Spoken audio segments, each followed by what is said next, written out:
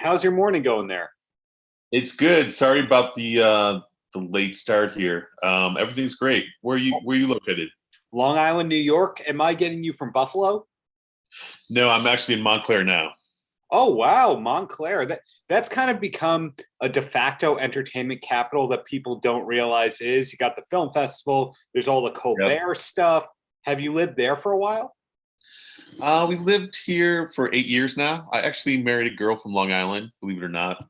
So we lived in Rockville Center for a while. Wow, okay.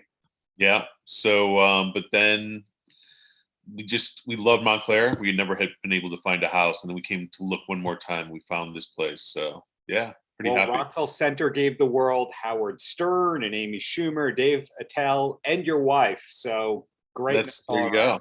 go. Exactly. Well, your book became a podcast. How Yep. long was that in the making for? And did you have to sit on that information quietly for a while? Well, basically, my agent, my literary agent, who I've been with for 20 years, had the idea of taking these stories that we told in books and turning them into podcasts. Because a lot of his authors do not narrative nonfiction. A lot of us had the tapes from years ago. So he had the idea about 2 years ago. And we started on this maybe 18 months ago.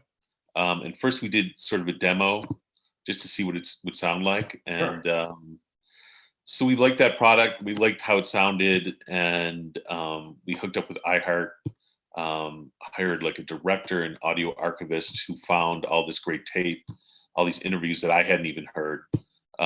So we started going into the studio about 6 months ago to do these episodes. And yeah, it's my first podcast. I'm pretty excited. This development makes it really, really hard to define you because 5 years ago, you go, well, author Stephen. And now it's kind of like, is he an author? Is he a producer because two of his books have been turned into movies? Is he a podcaster? What is this guy? Is he a journalist? Because I know, GQ and you had all those credits over the years. At this point, do you just say, I'm an author and you leave it at that? I do. Yeah. I'm working on another book at this time. I think, just not to emphasize the business side, but what's happened in journalism and even publishing, you kind of have to have multiple things going on just to survive. So yeah, definitely books are my first love. And I'll always be writing something. But getting optioned by a film studio is great. I don't have a lot of involvement in that. They kind of just take the book and run. Right.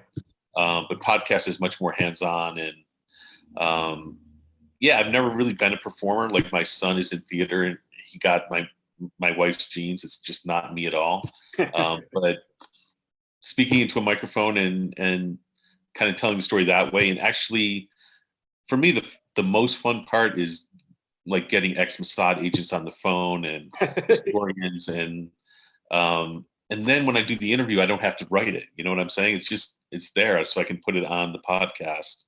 And I think it's great for listeners to actually hear the people in the book. It's not an audio book; it's very different. You're getting to hear the emotion in people's voices when they talk about whatever, the Holocaust, losing loved ones, or their father, the Mossad agent. You get just that extra dimension of emotion in their voices, which to me adds something special. For sure. If I can put words in your mouth, as somebody who's done many interviews like yourself, the most painful part of the process used to be having to transcribe them, not just listening to your voice, but listening. Oh, I missed that word, going back and back and back. And now in this day and age, there's certain people who would never, ever pick up a book and never read a written article, but they're glued to podcasts. It's just this new audience that I find didn't exist 5 years ago, 10 years ago. Yeah, it's true. I mean, for me, Serial was a turning point. I think it was the same for a lot of people. I listened to that and I'm like, this is amazing. I mean, what they're able to do with that form. So yeah, I listen to podcasts now. I still read, but yeah, I mean, it's just great to have that option when you have a great podcast. And all podcasts really can't become books. They can't support Right. that length, So yeah, it's cool. And then in terms of it being hard to describe what you do because you have this success in a new area, and again, the films being optioned, it's not like your creative process is just one thing. Like, for example, if you were just writing books, it would be, Right. okay, I have a book, I have to write X number of words per day. Are you now finding yourself creating all the time and trying to figure out, well, maybe this is for this? Yeah, I definitely do that.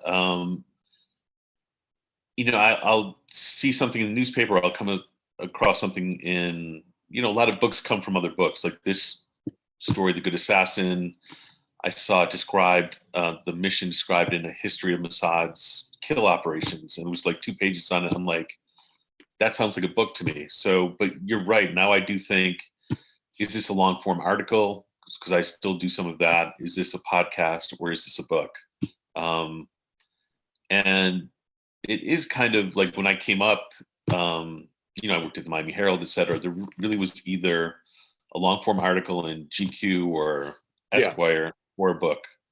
So it was a much more sort of closed universe. And with podcasts and the internet, and there are even websites that specialize, long form narrative nonfiction. So yeah, I mean, I find it as exciting as a reader because sometimes there aren't books out there that I want to read. I mean, I don't have that wide ranging a taste. So there's always a podcast or there's always a great nonfiction article that can sort of support my interest. The stuff that you write, this is a compliment. This is not going to be a backhanded thing. The stuff you write is always smart, well written, big words, deep thought. Do you have the kind of taste? And I find this sometimes, the people who write prog rock have the dumbest taste imaginable in movies and music and all that. Like, they have to do the opposite and turn their brain off. Are you that way? No, I kind of read the same kind of stuff that I write. Like, I love Michael Lewis. I like just great nonfiction authors. I do like trashy thrillers from Hollywood. I'm not gonna lie. So yeah, I definitely have guilty pleasures, but I think the main stuff I read is very much like the stuff I write. And then before I called that out, Buffalo, your bios still say, hey, he's a Buffalo guy, Buffalo. Buffalo has had a lot of successful people from entertainment come out, but I find that it's not this connected scene. Like, did you ever go to the Buffalo Music Hall of Fame that's in the back of a Hard Rock Cafe in Niagara Falls? I have never. That's kind of shameful. It's kind of weird where you go into this Hard Rock Cafe, the back room has, there's the Goo Goo Dolls, 1 or 2 pieces of memorabilia. There's a Billy Sheehan thing. There's maybe a Harvey Weinstein thing that may have been taken down. I don't know. Right. But I'm curious, when you were doing some of this work that we love of yours, that was presumably made in Buffalo, did it ever feel like it was a scene up there, or is it just kind of you worked independently and you didn't think about where you were? Yeah, no, definitely the latter, because I really kind of left Buffalo when I went to college, and then from college I went to New York. But Buffalo is kind of like a place for Ireland, a place like Ireland. It's famous for its exiles. Like, we grew up there. I grew up in a working class neighborhood. My father was a construction worker. Nobody thought of becoming a writer or a filmmaker or anything like that. That was all downtown at the university, et cetera. But because it's hard to get those types of jobs, you find Buffalonians everywhere in LA and New York. So there's no, maybe, I haven't really, I go back 3 times a year or so to see my family, but maybe there's a better scene there now, but it's always been centered around, UB, Elmwood Avenue, and that kind of downtown scene. So yeah, a lot of people from Buffalo meet up in other cities and have really fond memories. And there's definitely a culture Buffalo's a great working class town. It's a great drinking town. It's not, it's not like Austin or New York or other places that have that kind of, like you said, intellectual circles or writer circles. So, yeah, sadly, it is kind of a place that you remember more than you live in. But I'm definitely proud to be from there, and it's definitely left its mark on me, I would say. Did you ever, over the years, encounter Billy Sheehan, the bass player for Mr. Big and David Lee Roth's band, who's a Buffalo native? No, but he was kind of a local legend. Yeah, when I was growing up, there were all these bands that were going to sort of come out of Buffalo and make it. And the bands didn't make it, but certain musicians did. So yeah, people knew about their careers. People knew about who Billy Sheehan was playing for. And it seems like a lot of the bands did break through. I mean, you had 10,000 Maniacs. They were from the suburbs. You had Goo Goo Dolls, who actually, a couple of those guys went to the same high school I did. And I actually knew the drummer who dropped out. George, yes. Yeah. George Tuska, who dropped out before they went big. So, music's a big part of Buffalo, but we just haven't had the luck with, having a sort of great band come out of there and sort of become identified with the city. Yeah, not the majority of people would not associate Rick James with Buffalo, but hey, that was a superstar. Oh my God, yeah. I mean, if you talk to people now, Rick James is probably the biggest name. There's a new hip hop act called Griselda, I believe. They're there. Every Time I Die, which is a really big metal band. Boys Like Girls, which was a big emo pop punk thing, and the guy wrote for Taylor Swift. So I mean, it's happening. It's just no one connects that it's all Buffalo. Yeah, it's true. And people from Buffalo talk about that. I mean, we talk about that. We just don't have like our signature artist. So maybe that's on the way. That would be awesome. Well, back to you here.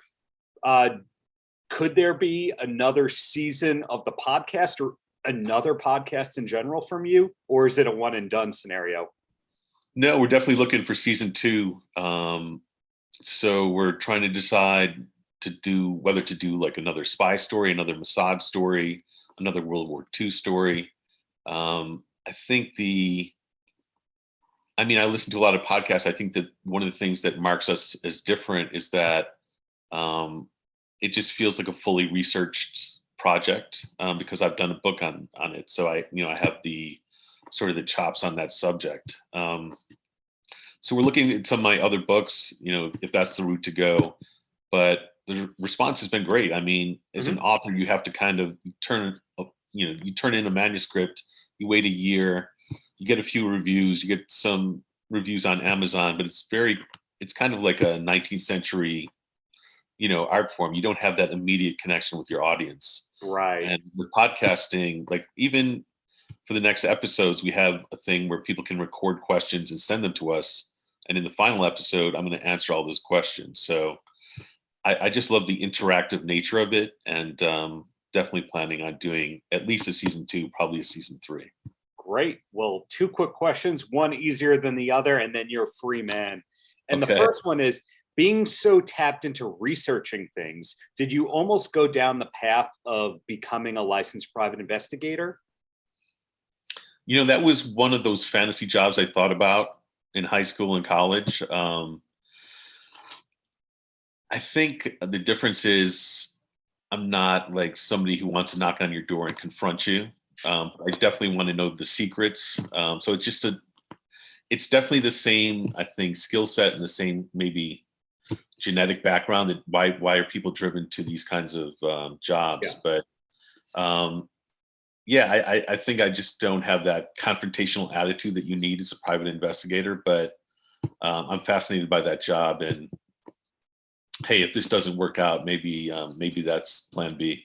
Well, actually, I can tell you as a licensed PI, it's really actually usually the opposite. You're not supposed to confront anybody. You're not supposed to have the direct contact, and it's kind of behind the computer if you want it to be. So there is hope for you. That's very cool. And then my last question, what should we be watching on TV if we need a new show to start binging or a new series to get behind? You know, I've sort of been looking. I love Berlin Babylon, is it? Or Babylon Berlin? Berlin Babylon, I believe. Yeah, that's just like the ability of that show to put you in 1920s Germany is fantastic. I love that show. Let me just give you a movie recommendation that I watched last night, even though Sure. it's not a series. It's called The Housemaid from 1960, Korean. It's sort of the foundation of all modern Korean cinema, and it's unbelievable. It should be in the canon with like Taxi Driver and Psycho. Wow. One of That's the best hot words. Yeah, I was stunned. It's like on Criterion Channel, but talk about an undiscovered gem. It was really eye-opening. Well, it's like what I was saying. Some people need to dumb down what they watch after they're done creating art, not you. So thank you so much for your time. Looking forward to everything that's coming from you in the very near future, no matter the medium. Thanks so much, man. Paltrocast.